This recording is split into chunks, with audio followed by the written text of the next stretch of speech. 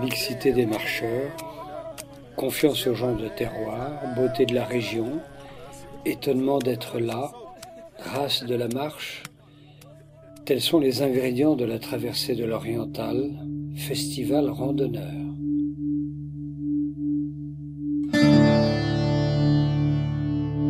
Festival pour bien marquer que la traversée est un événement artistique avant que d'être un effort physique, que les marcheurs sont tous les acteurs d'un spectacle qui arrive, happening, et qui arrive à ciel ouvert.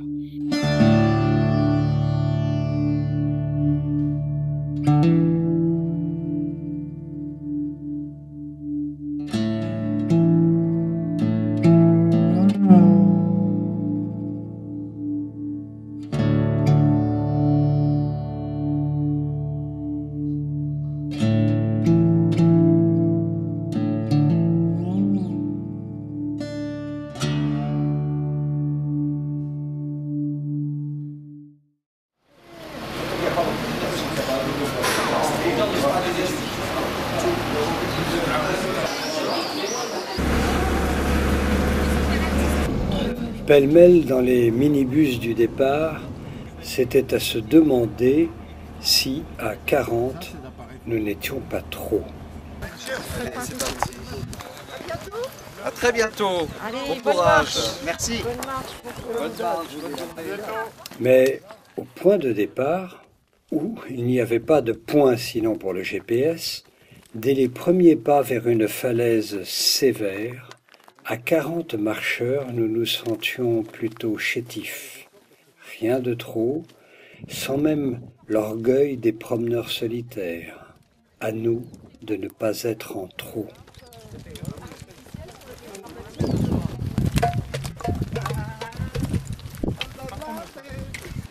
nom du massif fondé, c'est quoi? C'est Beni Sinassel. On pouvait encore se demander chacun si on saurait s'ouvrir à l'autre. Pauvre inquiétude.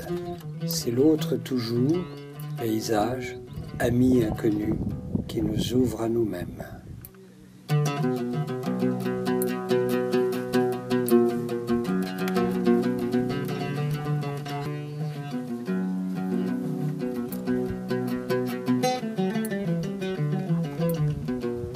Alors nous marchâmes ce premier jour, et ce fut facile.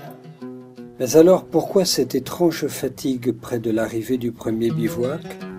Nous avions fait l'effort de partir, pris l'élan pour être simplement là. Nous avions plané plutôt que cheminé, et la musique nous aidait à atterrir légèrement dans un tout autre ici.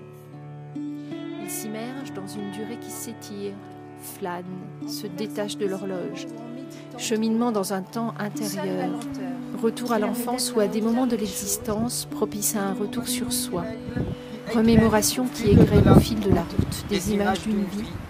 La marche sollicite une suspension heureuse du temps, une disponibilité à se livrer à des improvisations selon les événements du parcours. Il ne s'agit plus d'être pris par le temps, mais de prendre son temps et de le perdre avec élégance. La frénésie de la vitesse, du rendement, appelle en réaction la volonté de ralentir, de calmer le jeu. La marche est une occupation pleine du temps, mais dans la lenteur. Elle est une résistance à ces impératifs du monde contemporain qui élaguent le goût de vivre. Aujourd'hui, les forêts, les sentiers sont emplis de flâneurs qui cheminent à leur guise, à leur pas, en leur temps, en conversant paisiblement ou en méditant le nez au vent.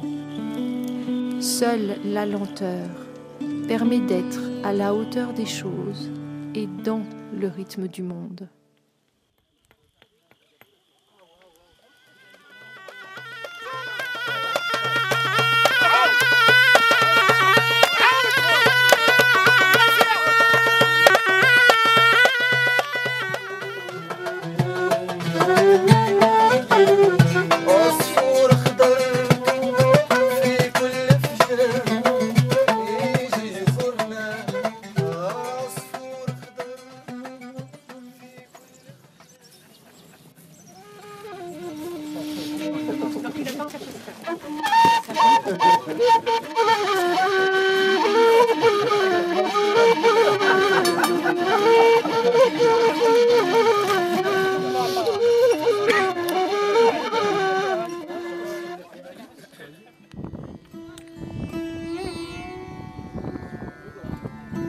Il y avait de tout parmi nous. Des dresseurs de tentes, des cuisiniers d'affection plus que de nourriture, des tourneurs de méchouis, des funambules sur sangle, des dormeurs précoces et des dormeurs précaires, des diseurs de poèmes et des musiciens, des téléphonistes clandestins, des peintres et des décrypteurs de paysages, des journalistes ébahis, des capitaines de marche et des serfils, des visiteurs d'écoles en vacances, des absents, des incrédules, à chacun son rôle, à la guise de la traversée.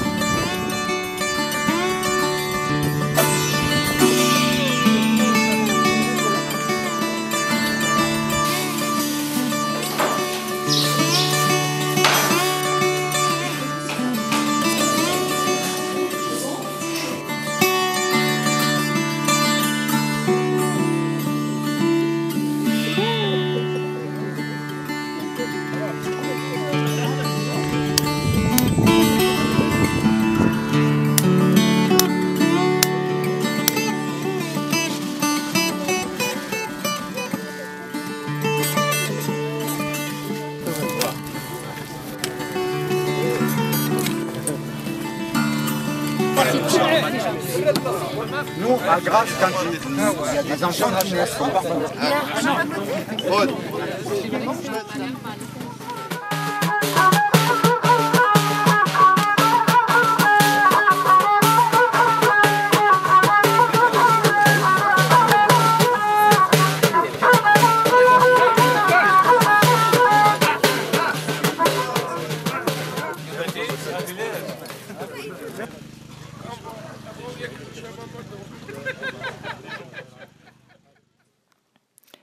La marche est porteuse de rêves.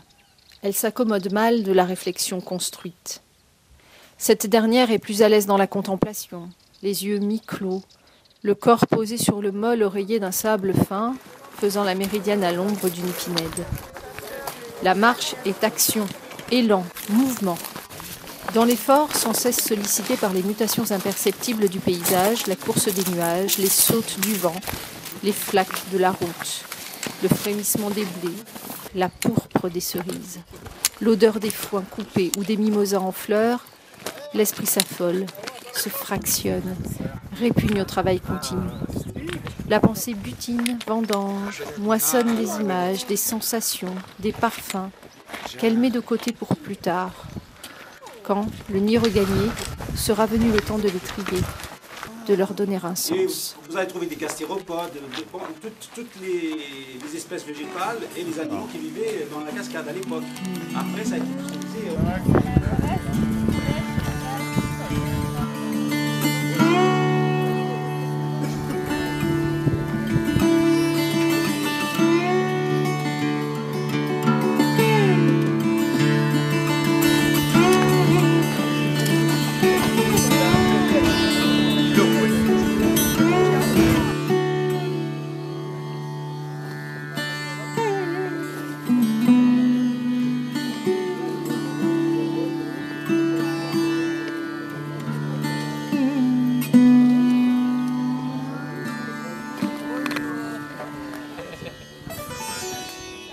Et déjà, un dernier bivouac, mais est-il jamais temps de flairer la fin? La musique ce soir n'est plus pour nous faire atterrir, mais pour nous retenir encore dans cet ici, chaque jour renouvelé, tant d'accueil offert, pour un peu de recueil en échange, demain, dire que c'est nous qui serons absents.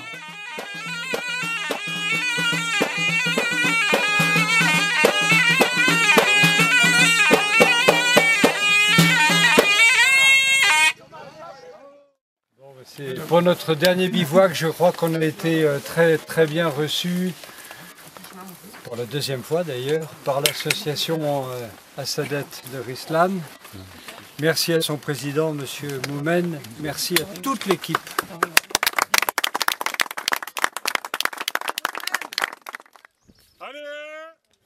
Après la ferveur de ces solitudes, il est difficile d'aborder la froideur des sites trop parcourus. On se sent presque souillé de cette usure de cette petite ville, terme de notre marche. Qui, dans cette villégiature, pourrait comprendre d'où nous venions? Peut-être, et par-delà ces dizaines et milliers d'années et plus encore, les hommes de cette grotte, attentifs, obstinés, ensevelis. Maintenant, on arrive en fait à un site qui nous permet de clôturer cette marche en beauté, puisque nous sommes dans un site qui est doublement intéressant. Il est intéressant sur le plan écologique, puisque nous sommes dans le site d'intérêt biologique et écologique d'Ibn Nassan, qui est une réserve parmi les réserves naturelles du Maroc. Et deuxièmement, parce que c'est un site qui a une dimension culturelle internationale. On est dans la grotte des pigeons. Là, on a trouvé des traces de nos ancêtres.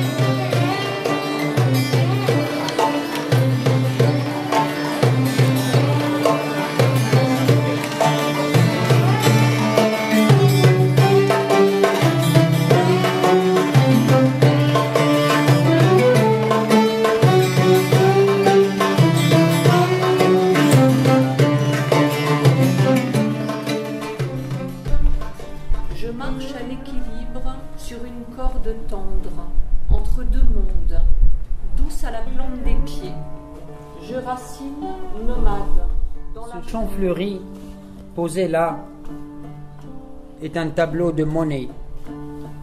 Cet iris jaune, sorti de la rocaille, au milieu du chemin, est un plaisir. Et la marche continue. La finlandisation. La vie quand il se calavou, tu t'es novembre. On va aller.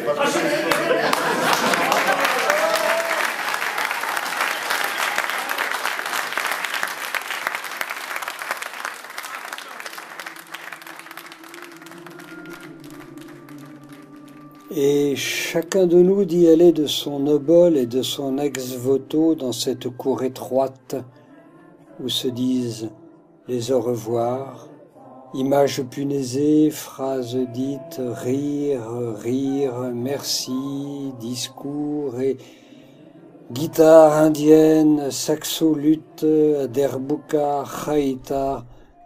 Sur ces notes, demain nous serons partis. Demain, nous tenterons maladroitement d'expliquer autour de nous ce qui nous est arrivé, à quoi nous en sommes arrivés. En dépit de la nostalgie, on pourrait même se demander si on y croira nous-mêmes longtemps, dans quelque temps. Mais de tout cela, la traversée s'en fout. Une fois encore, c'est elle qui aura fait le travail et la magie, et tout ce qu'elle attend, c'est la suivante. 80 yeux, bleus, verts ou jaunes, tout vous. Mains, narines, 80. Mais 40 nids. Bouche, 40. ouvertes ou fermées, chantantes, c'est mieux. Orteils, 400. 80 oreilles, genoux, coudes, poignets, hanches, fesses, poumons en bon état, cuisses, épaules, chevilles, mais 40 diaphragmes et clavicules. Tendons, 800 au bas mot. Peau, 5 mètres carrés par personne. Dents, 1280, comme des perles entre 80 lèvres. Doigts, 400, dont 40 pouces. Ongles, 800. Et des ampoules. Vessies et foie, 40. 40 trachées et œsophages dans leur cou souple. 40 chevelures. 40 soupirs. 1000 sueurs et 3 langues du soleil. 40 dos, portés par 80 pieds, pulsés par 80 cœurs inclinés vers la terre.